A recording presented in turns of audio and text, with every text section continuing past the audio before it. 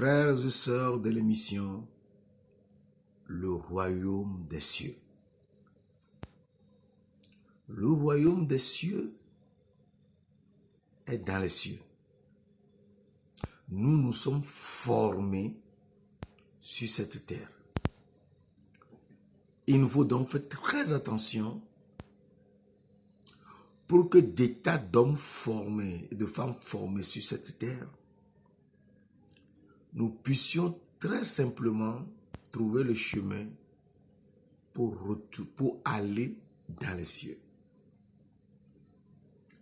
Et cela est très important car si nous ne sommes pas allés au ciel, nous sommes perdus sur cette terre et c'est fini pour nous.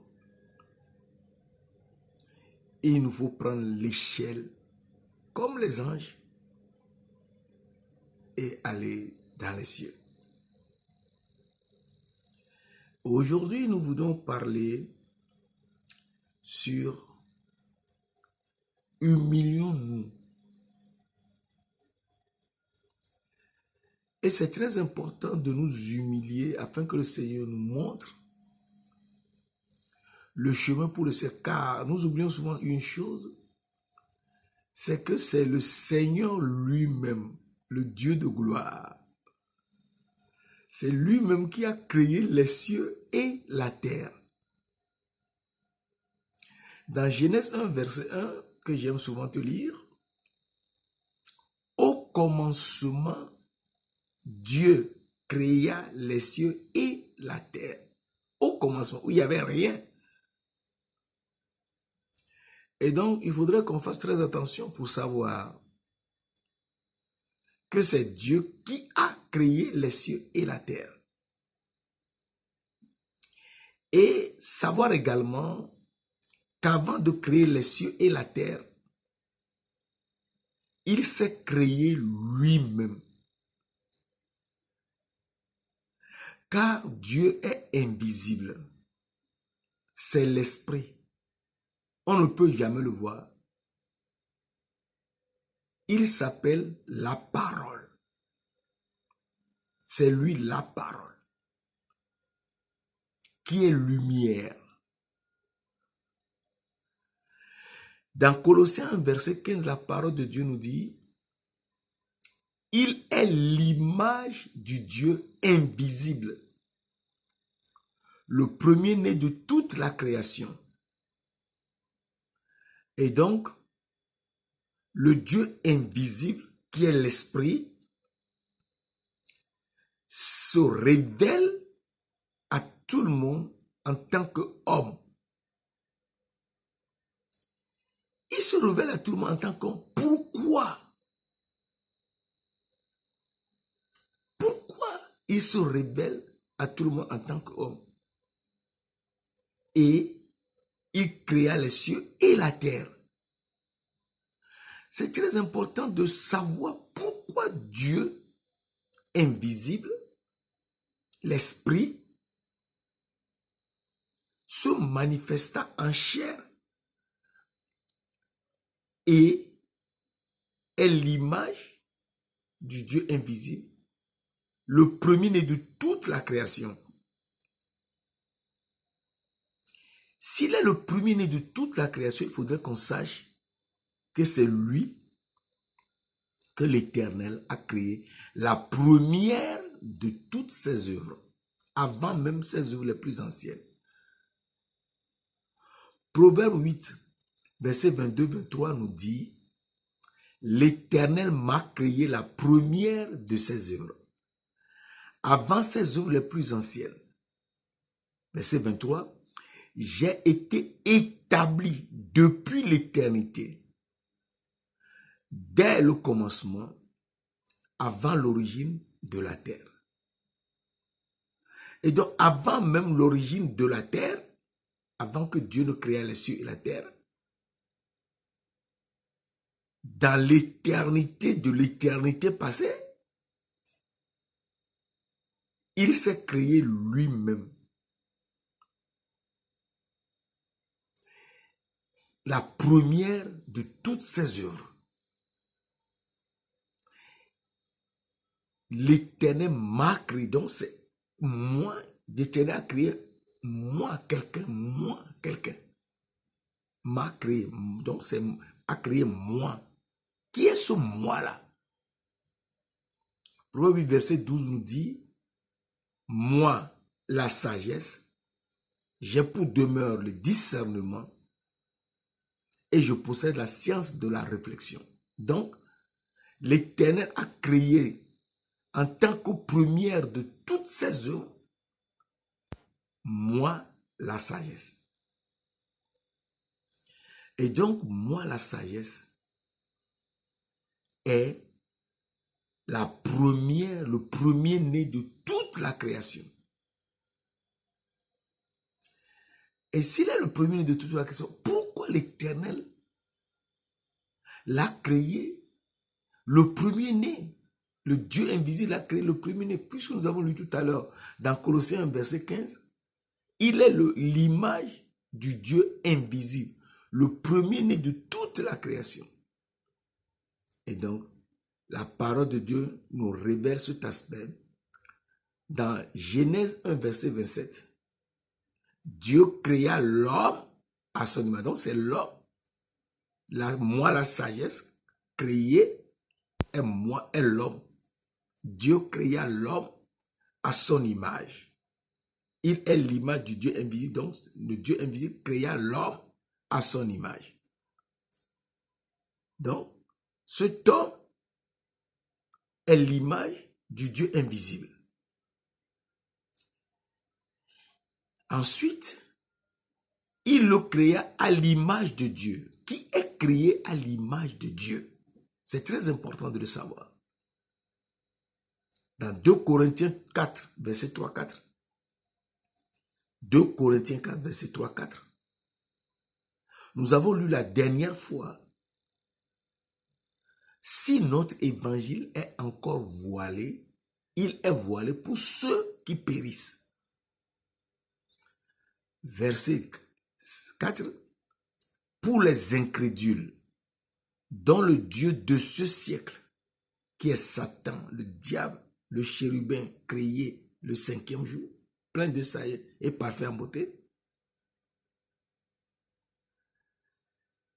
dont le Dieu de ce siècle, qui est Satan, le serpent ancien, a aveuglé l'intelligence, pour qu'ils ne vissent pas briller la splendeur de l'évangile de la gloire de Christ, qui est l'image de Dieu. Donc Christ est l'image de Dieu. Qui est Christ? Qui est Christ que la Bible nous montre pour qu'on sache que c'est lui qui est l'image de Dieu? Mes frères, mes sœurs, la parole de Dieu est si dense, mais par sa grâce, elle nous montre certains aspects que nous suivons tout doucement et nous comprenons tant soit peu le but de Dieu. Il veut que nous soyons créés pour le ciel. Parce qu'on ne peut jamais aller au ciel si on n'est pas créé. Mais il nous a formés sur cette terre. Donc, qui est Christ? L'image de Dieu. Christ est l'âme de Dieu. Et surtout dans le sang de Dieu. Donc, la gloire de Christ, qui est l'image de Dieu. Donc, Christ est l'image de Dieu. Sa gloire, c'est que elle est l'âme, il est l'âme de Dieu. 1 Pierre 1, verset 19 vient nous dire, mais par le sang précieux de Christ, comme d'un agneau sans défaut et sans tache. Et donc, à partir de là, nous comprenons que Christ est l'agneau sans défaut et sans tache. Prédestiné avant la fondation du monde,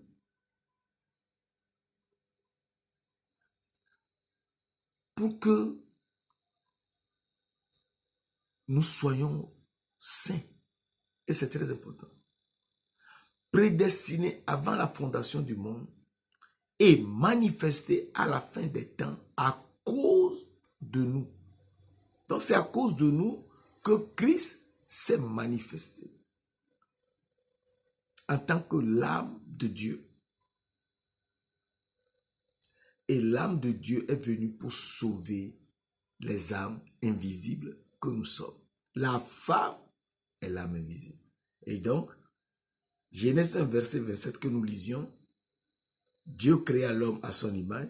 Cet homme, c'est Christ. Il le créa à l'image de Dieu, c'est Christ. Il créa l'homme et la femme. Et donc, cet homme est l'homme qui est l'image du Dieu invisible. Nous autres hommes sur cette terre, nous sommes formés par l'éternel Dieu.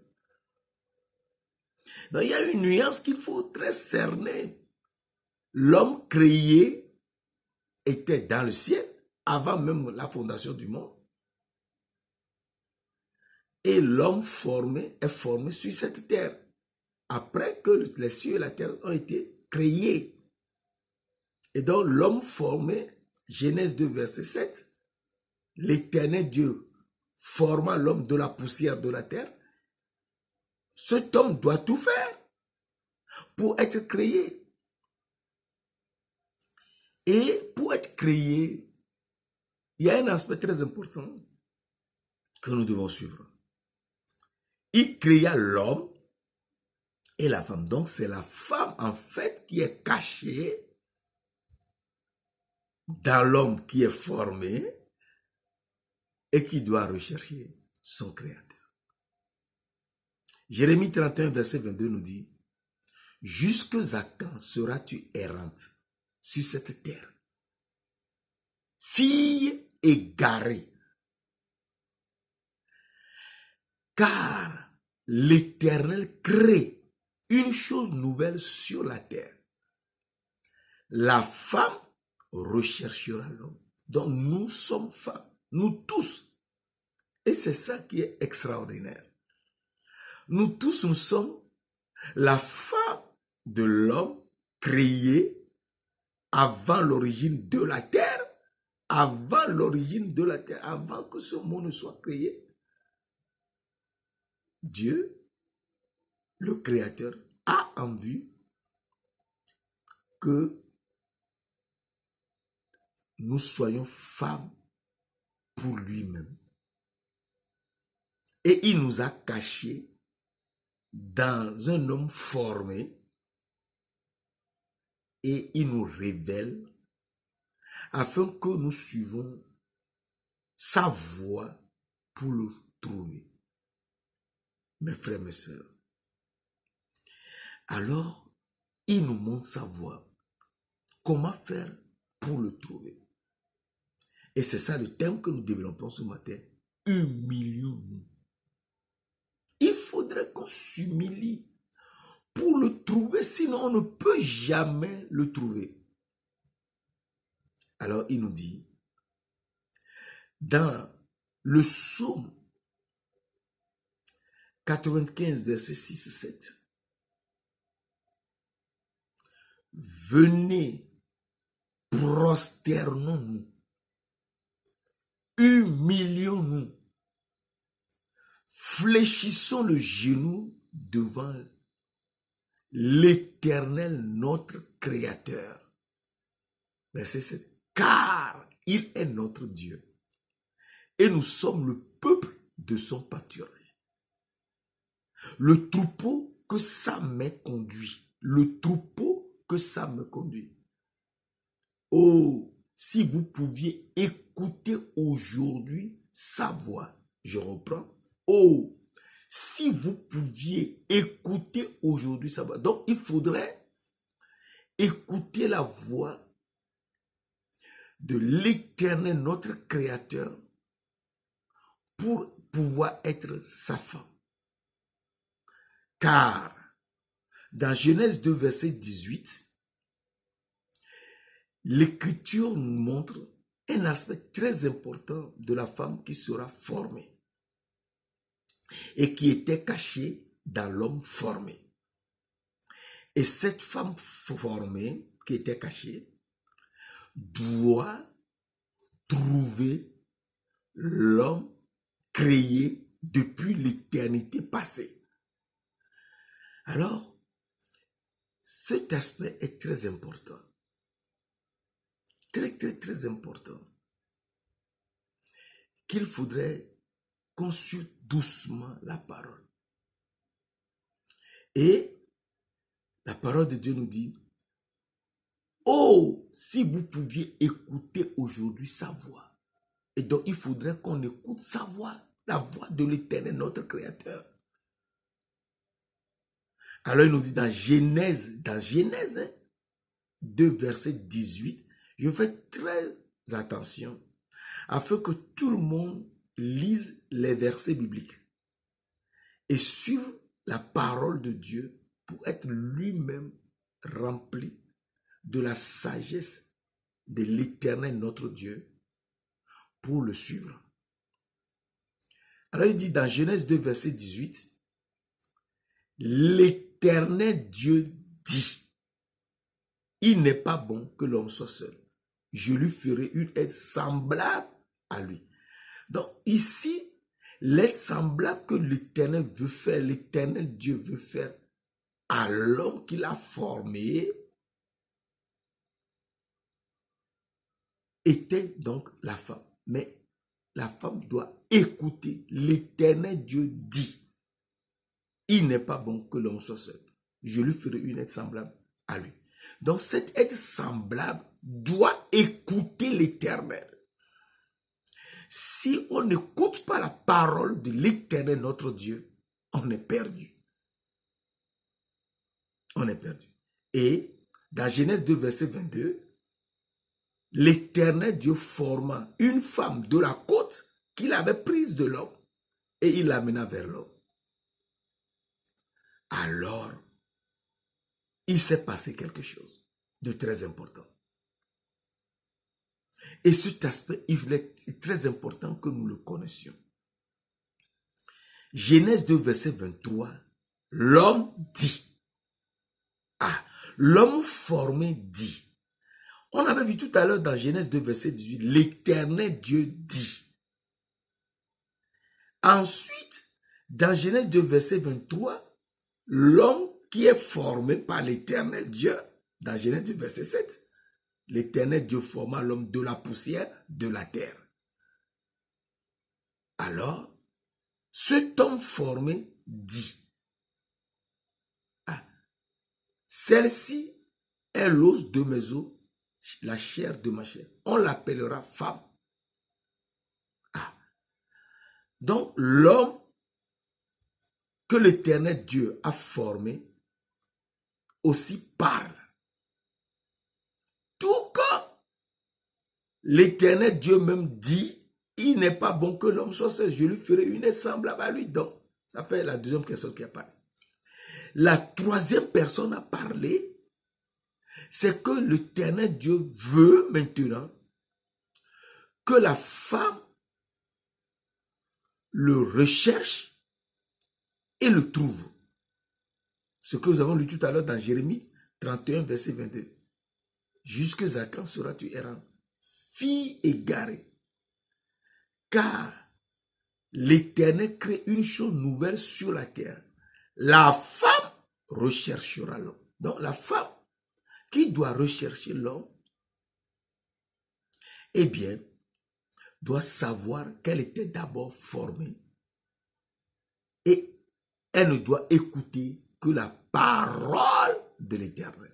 L'Éternel Dieu dit, il n'est pas bon que l'homme soit seul. Je lui ferai une aide semblable à lui. Et l'aide semblable, c'est la femme qu'il a formée à partir de la côte de l'homme. L'Éternel Dieu forma une femme de la côte qu'il avait prise de l'homme. Et donc, l'Éternel a fait une petite chirurgie entre les jambes de l'homme et a tiré la femme de son sang. Donc, la femme était au départ du sang. Et l'Éternel Dieu l'a formée de la côte qu'il avait prise de l'homme. Donc la femme aussi est formée. À partir de là, elle doit écouter Dieu, l'éternel Dieu, qui l'a formée. Elle ne doit jamais écouter l'homme qui ne sait rien, l'homme que l'éternel Dieu a formé et qui ne sait même pas comment l'éternel Dieu a formé la femme, puisque l'éternel Dieu a mis l'homme en sommeil. Il était endormi avant que Dieu ne tire la femme de ses jambes, de son sang. Et donc, il y a une troisième personne qui aussi a parlé. C'est Satan, le serpent ancien. Dans Genèse 3, la parole de Dieu nous dit, Genèse 3, verset 4, et que c'est très important de savoir cela, que le serpent était le plus rusé de tous les animaux des champs que l'Éternel Dieu avait formé, avait fait. Il dit à la femme, donc il dit à la femme, nous comprenons que le serpent ancien aussi parle. Il dit à la femme, l'Éternel a-t-il dit de ne pas manger tous les arbres du jardin? La femme dit, nous pouvons manger tous les arbres, mais ne pas manger l'arbre qui est au milieu du jardin. Mais c'est justement l'arbre qui est au milieu du jardin qu'ils doivent manger, que la femme doit manger. Le serpent dit de manger l'arbre de la connaissance du bien et du mal, car Dieu sait que une fois qu'elle l'aurait mangé, elle sera comme Dieu. Donc le serpent l'a trompé. À partir de là, nous comprenons que le serpent aussi parle. L'homme parle et l'Éternel Dieu parle. Mais qui la femme doit écouter? La femme ne doit écouter que celui qui l'a formé, c'est-à-dire l'Éternel Dieu. Et suivre celui qui l'a formé pour entrer dans le but pour lequel l'Éternel Dieu l'a formé. Mes frères, mes sœurs, c'est très important que nous sachions cela. Alors, l'Éternel Dieu est humble. Il faudrait qu'on le cherche pour qu'on le trouve. Il est humble. Zacharie 9, verset 9 nous dit, sois transporté d'allégresse, fille de Zion. Pousse des cris de joie, fille de Jérusalem. Car voici, ton roi vient à toi. Ton roi vient à toi. Il est juste et victorieux. Il est humble et monté sur un âne. Sur un âne, le petit d'une ânesse. Et donc, nous comprenons que celui qui vient pour sauver la fille de Zion qui est une païenne, et la fille de Jérusalem, eh bien, il est un grand roi, le roi des siècles, le roi éternel, mais il est humble. Il faudrait donc que la femme que nous sommes, nous nous humilions pour pouvoir marcher avec le roi humble. Ce roi humble, qui est juste et victorieux, est Melchisédek. C'est Melchisédek qui doit nous donner quelque chose que nous devons manger. Il est juste et humble. Et donc ce roi, Melchisédek, est venu nous donner du pain et du vin, qui n'est pas de ce siècle, Ce pain n'est pas de ce siècle. C'est le pain avant la fondation du monde. Il faudrait nous humilier pour que ce pain et ce vin, Melchisedec nous le donne. C'est très important de le savoir. Amen.